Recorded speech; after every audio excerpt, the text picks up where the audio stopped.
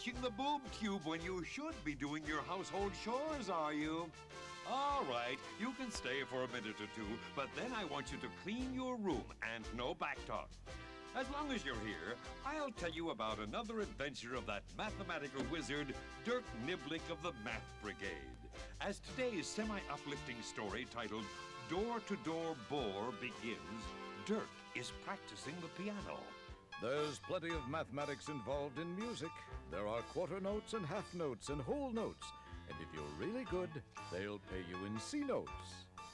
As Dirk continued to tickle the ivories, across town, this scene was being played out. And overacted, if I may say.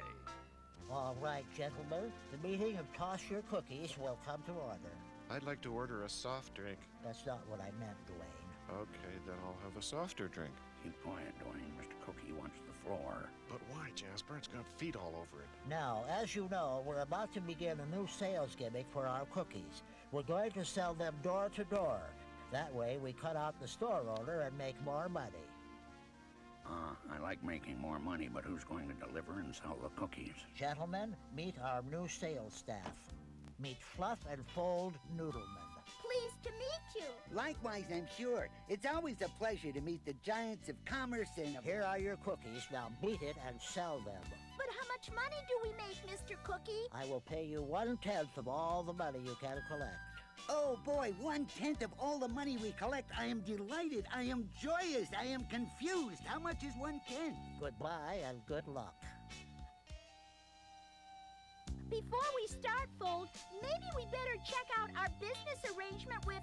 Lieutenant Dirk Niblick of the Math Brigade.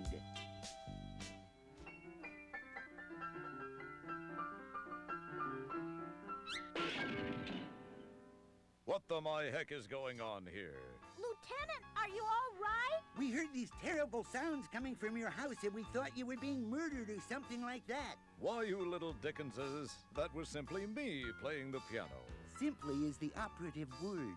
But you kids didn't rip my door off the hinges just to listen to me play. What's on your mind? We have a job selling cookies door to door, Lieutenant. What a unique marketing concept. Fresh cookies brought right to my door. We don't bring them to the door. You don't? No, we toss your cookies from the curb. Another unique service. So how may I be of help? Well, we don't know how much money we're making.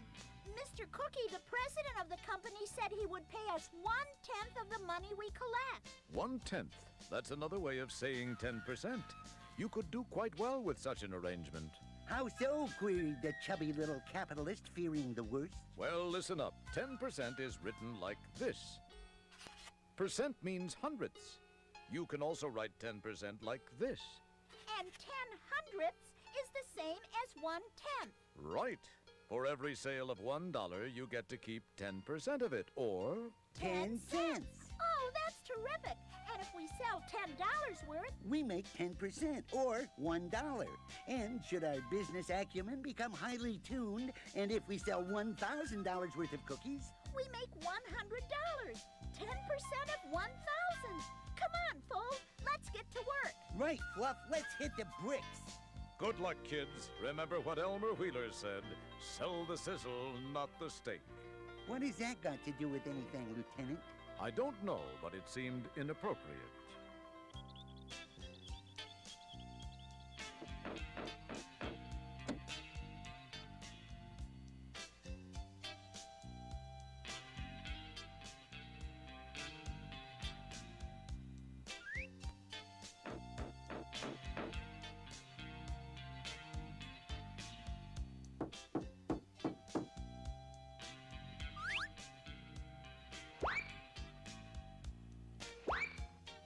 How about that, Fluff? We're sold out of cookies already. We better go back for more supplies. Okay, Fold, and we can give Mr. Cookie our money. Yeah, and then figure out how much bread he owes us for the cookies. Oh, you're so cute when you talk streetwise, Fold. Yeah, well... Okay, you cookie peddling playmates, you sold $250 worth of cookies. And you said you'd give us... 1/10. And that's 10%, so you owe us... $25. And here you are. You've done such a good job, Fluff and Fold Noodleman, I'm going to reward you. Huzzah! Huzzah! Huzzah! Instead of paying you 1/10, I'm going to pay you 1/20th of all the money you take in. I'm doubling your salary. Oh, boy! We'll be rich in no time. 1/20th. Now I'll be able to afford to take growing taller lessons. And I'll be able to buy that marble quarry I've had my eye on and become a pillar in the community. Get more cookies and sell, sell, sell. First, we were making 1/10 or 10%. Now we're making 1/20th. That's double. We're making 20%. Well, my little math fans, are Fluff and Fold really getting a raise in pay from that wily cookie maker? Or will they be getting less dough than the cookies? What's wrong with this picture? Puzzle it out. Use your noodle and we'll be back like two jerks in a lamb's tail. Or something like that. See you in a minute or so.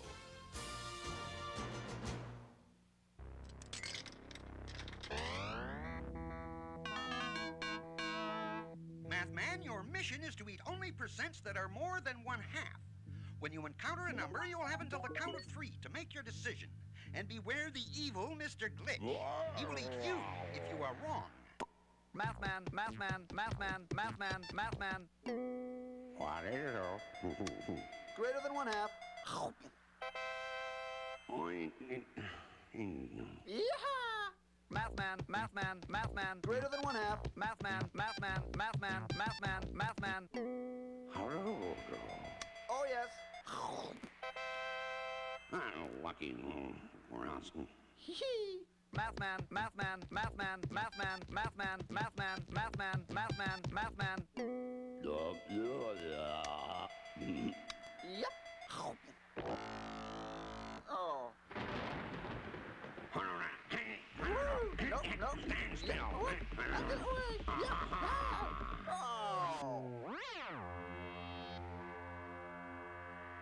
Now I'm going home, perchance to Glitch.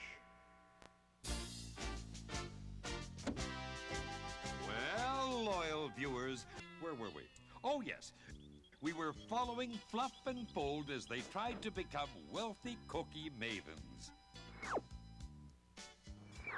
Another batch of cookies sold out. Come on, Fluff. Let's check in. Okay, kids, this time you sold $300 worth of cookies. And we get to keep 1/20th. Right. Here's your pay, $15. Thank you, Mr. Cookie. Come on, Fluff. Let's get back to work. Okay.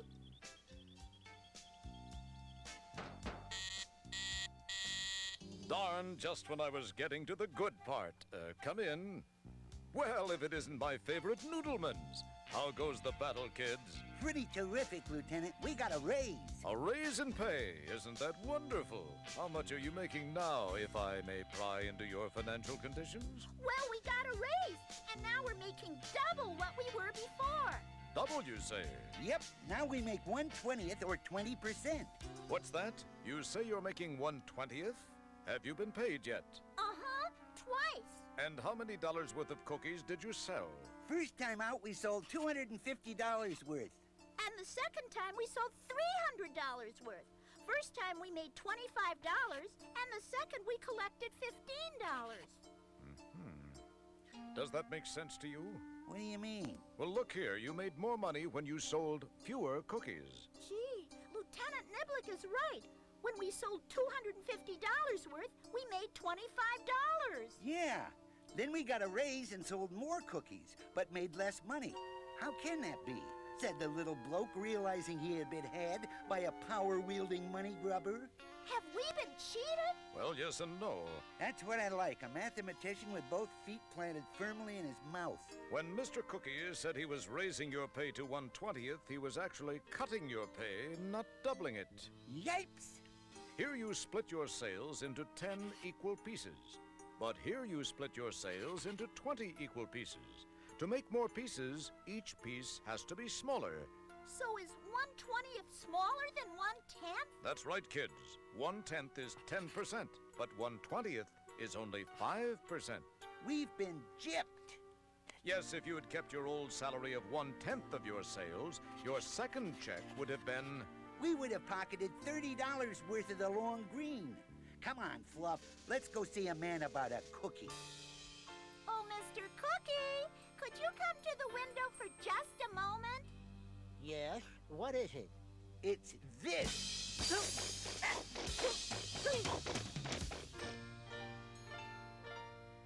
And so we got our money he owed us, and then we quit the job. I'm glad you stood up for your rights and gave him back all his cookies. All but one bag, Lieutenant Niblick, and I bought that for you.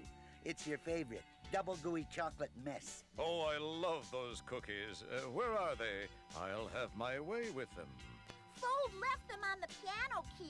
The piano keys? But they'll melt and make the piano impossible to play. That's right. I can't take a hint. And as the Noodleman sinks slowly in the west, we say goodbye to that dog of a pianist, Dirk Niblick, or as he is sometimes known, Joe Fingers Curve. So long till next time, or the time before that.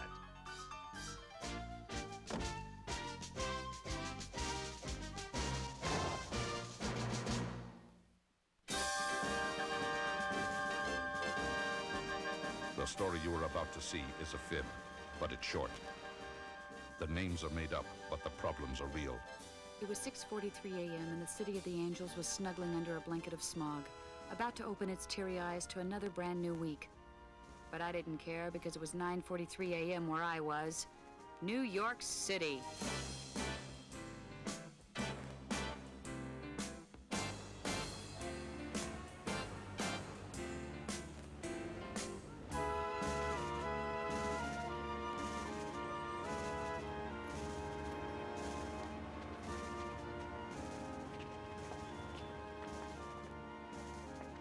My partner is George Franklin, and we were on loan to the New York City Police Department, NYPD.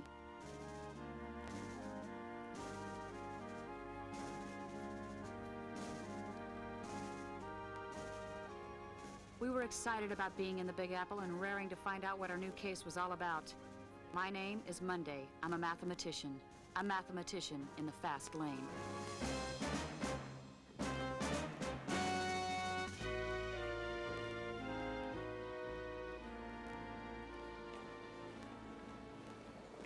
Hi, George. Hi, Pard. Love your hat. Thank you. It's a fun fur. You do know how to have fun, George. Hey, the captain is Joe Greco, Kate. He wants to see us. You know what? I bet you guys are the mathematicians from La La Land. Am I right about this or what? L.A.? Right. I'm Kate Monday. This is my partner, George. Frankly, Mathnet. Sergeant Abruzzi, NYPD. I'm Captain Greco, but you're gonna have to take my word for it. My badge is in my jacket. Follow me. We did follow him down the hallowed halls of policedom. We arrived at our new digs, and I was anxious to get started, even if I didn't have a new hat. First, I want to thank you for coming to New York. I've heard some good reports about you and your outfit, and I think you can help us out. Thank you, Captain Greco. Where do we start? We're chomping at the bit, Captain. Your what? Ready to go. Oh.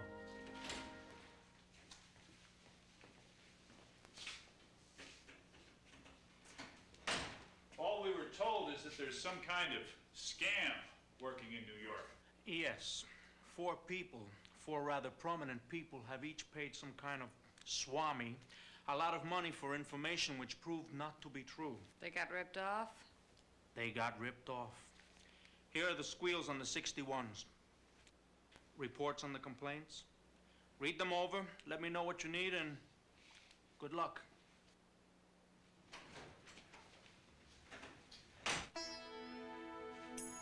Well, it's homey.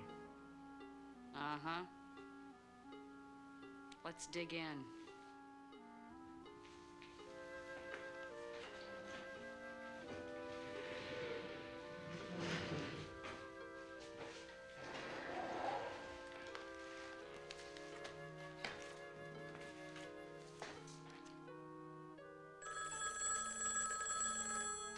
Go ahead, George. It's our first New York call. Mathnet, frankly. Beg your pardon? You lost your dog. Ma'am, I think they gave you the wrong department. Okay.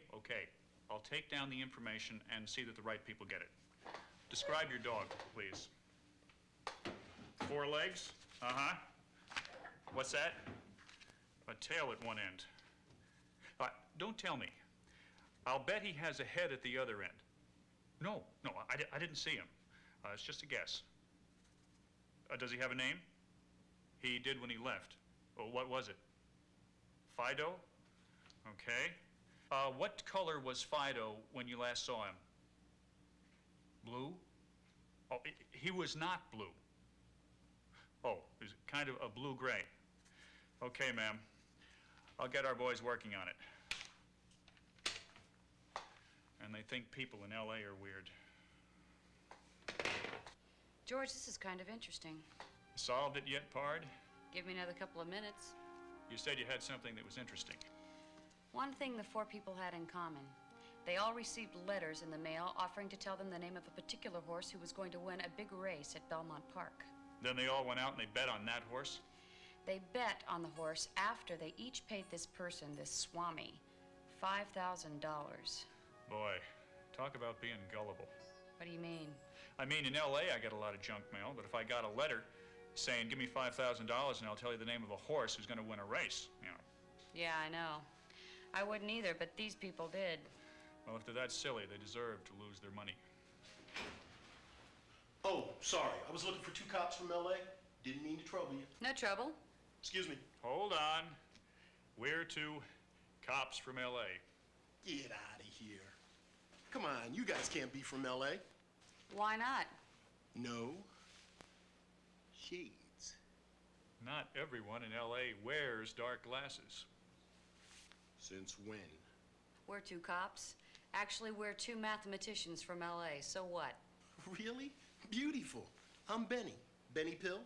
I, hack. You what? He drives a cab. You sure you're from L.A.? I got a call from Captain Greco. He says you might need a ride. We can use your cab? No, you can ride in it. I'll drive it. Where do you want to go? Your cab is here? No, it's out front. They get a little testy when you drive in the office. Well, Benny, I don't think we need to go anyplace right now.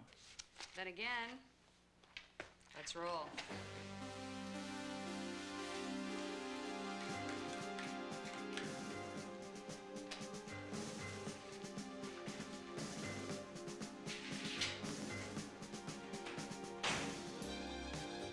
As long as we had an official New York taxi cab at our disposal and 4 victims to interview, why not put them together in a neat little package? Benny knew the city like the back of his hand. What was that address again? 13 Central Park South. I was looking that up, Kate. It's on the south end of Central Park. Right, Benny? You sure you didn't live here? The first person we wanted to speak with was a man named F. Lee Bully. He lived in Midtown Manhattan at a pretty spiffy address. We asked Benny to wait. He said he would, with the meter running. Nothing in New York comes cheap.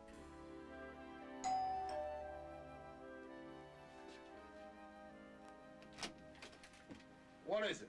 F. Lee Bully? Who wants to know? I'm Kate Monday. This is my partner, George. Frankly. Mathnet. So? We're on special assignment with NYPD. We understand you got ripped off to the tune of 5 big ones, Mr. Bully. Shh, go on. Come on, Isla. Come on. Down there. That's good. Yeah. And go over there. So. Sit on that. The neighbors could hear you. They think I'm smart. Did you lose $5,000, Mr. Bully? That's the embarrassing part. I didn't lose it. I gave it away to a Swami. May we ask you a couple of questions? I've already told the cops all I know. Really? Well, almost all I know. We understand you received a letter from a Swami offering you the name of a horse that would win a race. Is that right? Yes. And you paid $5,000 for that information? Yes. Yes, I did. How was the payment arranged? I sent a check to the Swami, and he sent me the name of the horse. Why not? Well, sir, if I may make so bold, giving someone $5,000. No. Why not was the name of the horse. And you bet money on that horse? Why not? Why not? Because, as I was saying... And the horse didn't win the race? Win it? He barely survived it. Ran dead last. Why did you risk money on what appears to be a tip on a horse from... A piece of junk mail. I know. But it wasn't just this prediction. Oh? There were others. You bet on other horse races? No, other predictions. And they were always right. What kind of predictions? Once he predicted the winner of a basketball game, once it was football. Lots of people predict the outcome of sports events. One team has to win, one team has to lose. I know that. Look, I just got greedy, okay? But there is one thing I want. Yes, sir? As a lawyer, a trusted member of the American Bar Association, a man who is sworn to uphold the canons of ethics. You want to see justice done? No. I want my 5Gs back.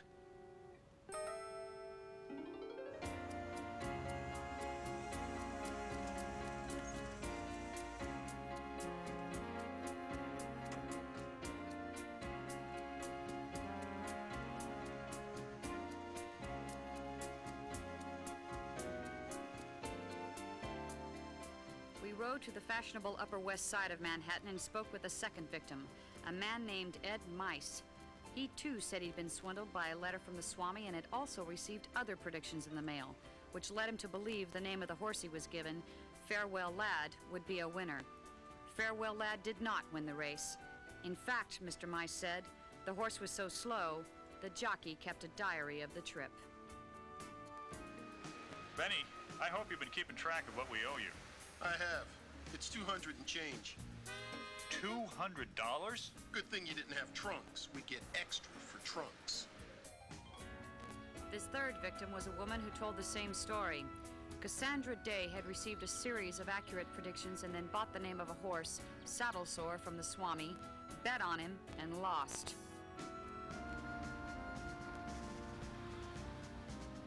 The fourth victim was not at home, so we decided to return to NYPD headquarters.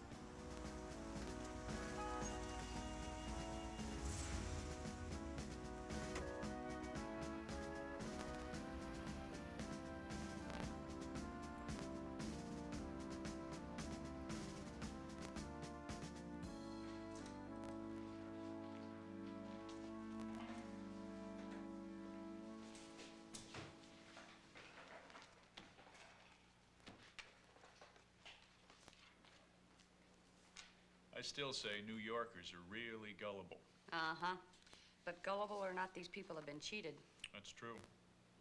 I've been looking for patterns, George, and I just haven't found any. These people lived in 4 different parts of Manhattan. Right. Nothing there. And he swindled both men and women. Uh-huh. They all did seem to be rather wealthy. Yes, but that isn't exactly a pattern. No. Wait a minute. Here's something. All of these people used to have the same profession in common. You're right. They were all lawyers. And they all retired from the practice of law. What about that fourth guy? The one we didn't talk with? According to the initial report, it was a man named Marvin Belly. He's a teacher. So much for that pattern. Mathnet Monday. Who? Oh, yes, sir. Thank you for calling back. It's Marvin Belly. Great. Sir, we are investigating what appears to be a case we're calling Swami Scam. According to reports, you paid $5,000 for a tip on a horse? Ask him if he won. I see. Sir, we'd like to arrange a meeting with you if possible. Could we come over now? You have a class to teach. Okay, how about tomorrow morning? Fine. We'll see you at 10. Oh, by the way, what do you teach? I see. Thank you, sir. We meet tomorrow? Uh-huh. And something else. Maybe we do have a pattern, George. Do you know what Mr. Belly teaches? He teaches a law class. He's a retired lawyer.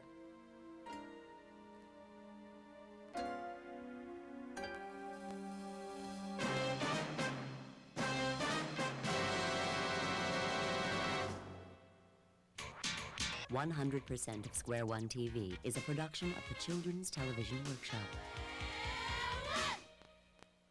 This program was made possible by grants from the the National Science Foundation, the Corporation for Public Broadcasting, the U.S. Department of Education, the Carnegie Corporation of New York, and by people who contribute to this station and other public television stations.